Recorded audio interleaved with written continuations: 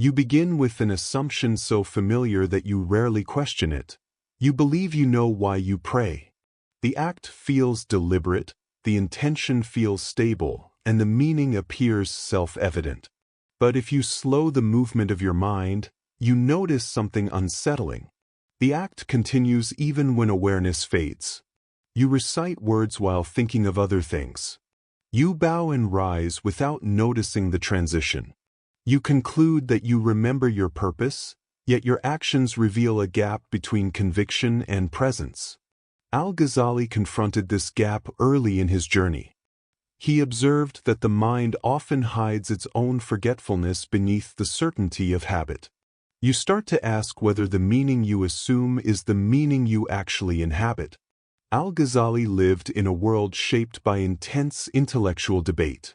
Baghdad was a center of legal theory, philosophy, and rational theology. Scholars argued about divine attributes, logical proofs, and metaphysical possibilities.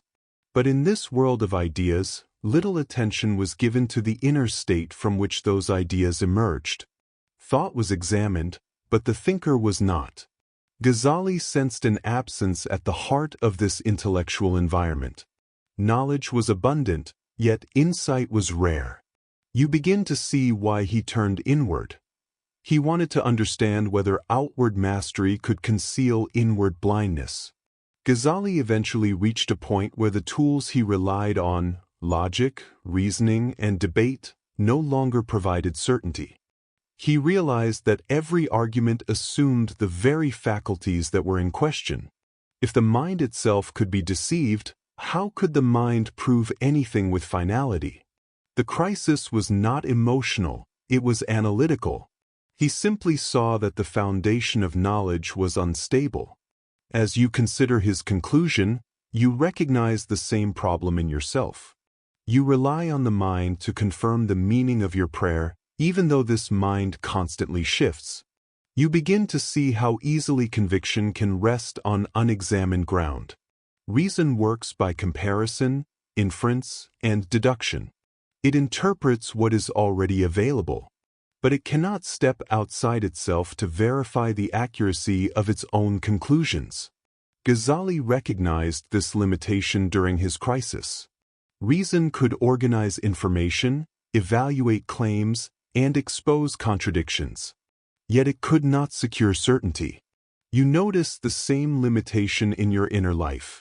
You use reasoning to justify your acts, including prayer, but the justification is only as reliable as the thinking that produces it. When thought shifts, the justification shifts with it. You begin to see that reason is a useful guide but not the ground on which certainty can stand. Ghazali introduced a different approach, the heart as a reflective capacity. Not in an emotional sense, but as an inner faculty that perceives without distortion when it is free of bias. He argued that knowledge is like a reflection. Truth appears clearly only when the surface receiving it is steady. The problem is not with reality but with the disturbances within the perceiver. You recognize how desire, fear, and habit interfere with your understanding. When you pray out of routine, the heart is clouded by inattention. When you pray for reward or recognition, it is clouded by desire. The clarity you seek does not depend on new information but on the removal of inner noise. You begin to understand why Ghazali emphasized purification before knowledge. Ghazali did not treat doubt as an obstacle but as a method. He believed that questioning one's assumptions is necessary for sincerity. Doubt, when used correctly, does not destroy faith. It clears the path for it. By doubting what he had inherited, what he had been taught, and what he had assumed, he removed layers of distortion that prevented genuine understanding. You recognize the importance of this discipline.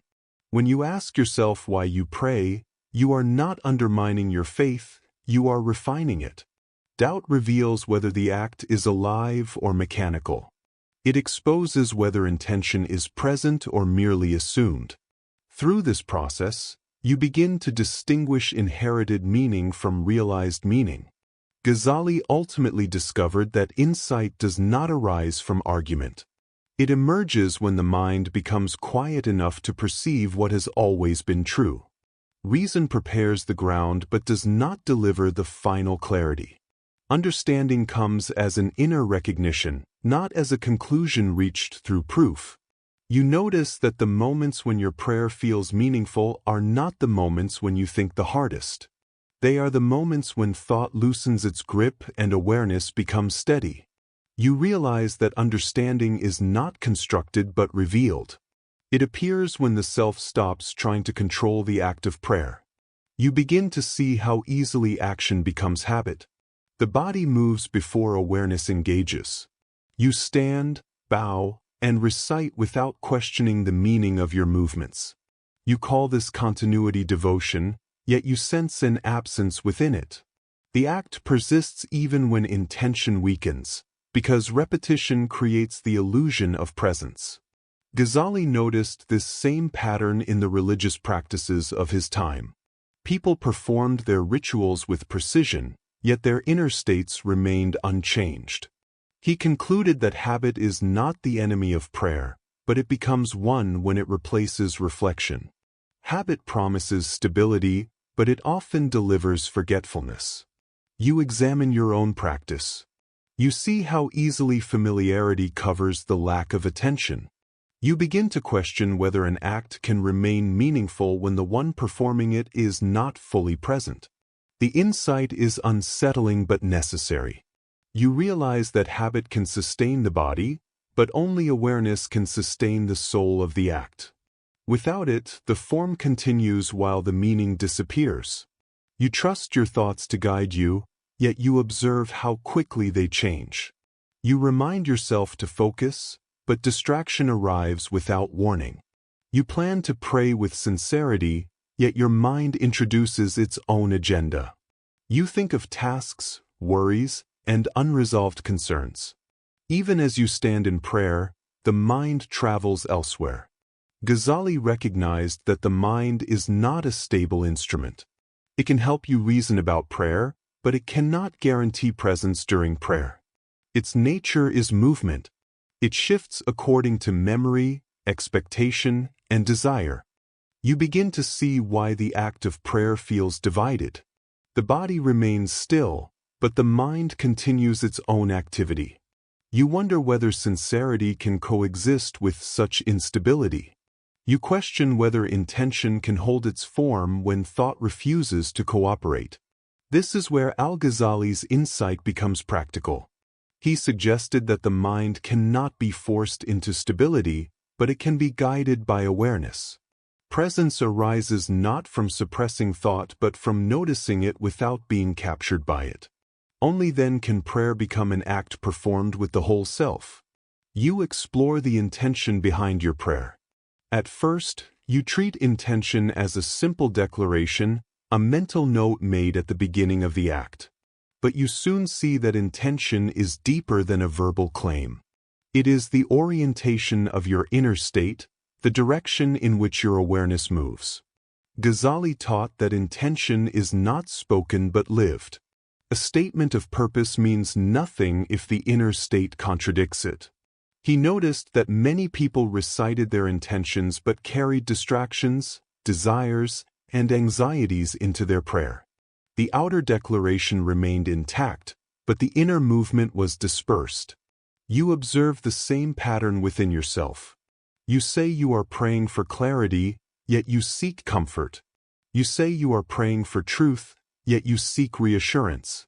You say you are praying for guidance, yet you prefer answers that match your expectations. Intention becomes clear only when the inner contradictions dissolve. Until then, the act of prayer may continue, but its essence remains fragmented. You begin to see why Ghazali insisted that intention is the core of worship. Without it, the form is empty. With it, even the simplest act becomes meaningful. As you examine your inner state more closely, you notice two movements within you. One movement seeks to pray with awareness. The other movement drifts toward worldly concerns.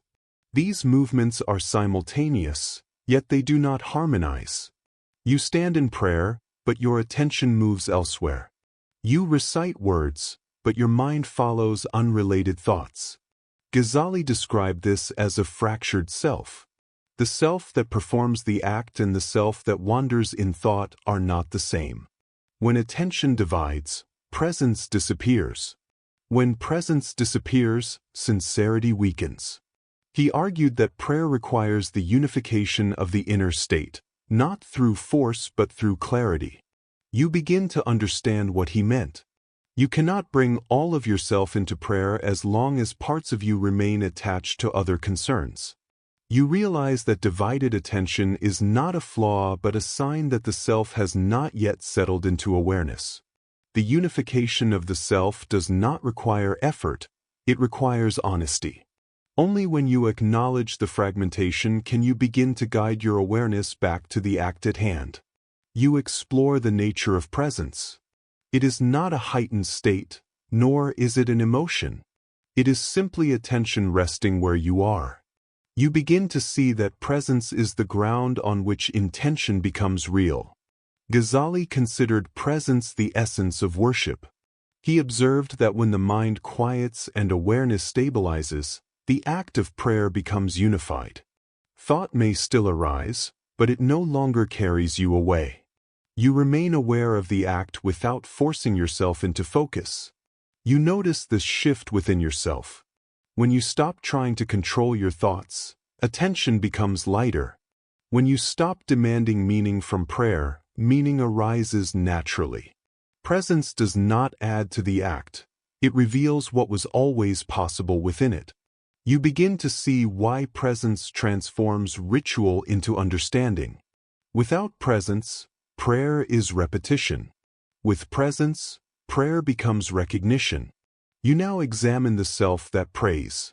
You notice how this self seeks to perform the act correctly, to feel sincere, and to achieve spiritual progress. But this same self becomes the source of tension. It wants results. It fears failure. It evaluates every movement.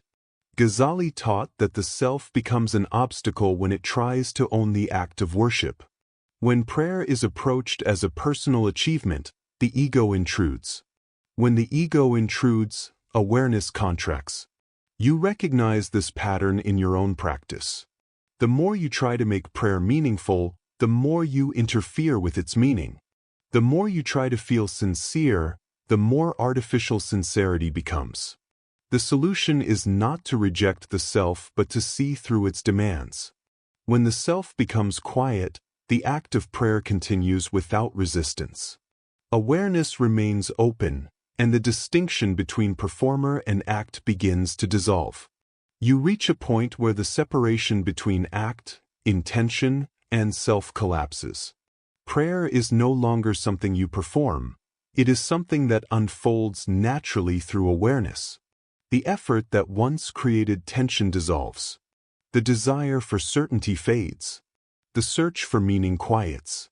Ghazali suggested that the deepest understanding arises when the self stops claiming ownership of worship. In that state, prayer is not an act to remember, justify, or improve. It is a movement of awareness returning to itself. You no longer ask why you pray. The question belongs to the self that needed answers. In the stillness beyond that self, only presence remains.